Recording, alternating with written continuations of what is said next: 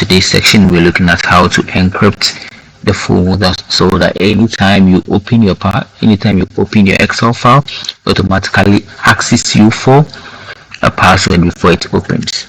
So first of all, as you can see, there's the Excel will be using to be sure that this is already encrypted.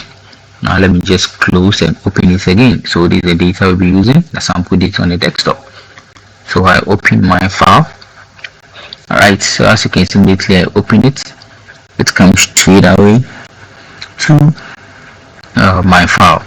Now this time I want to put a password on it. So what I'll do, I'll go to file. Now from file, I'll go to info.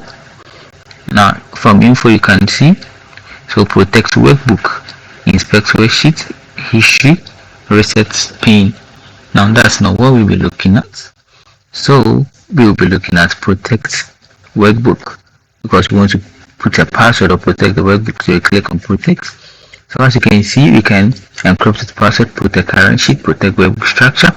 So what we are doing currently, we encrypt with a password because we require a password to open this workbook anytime we try opening it. So you select.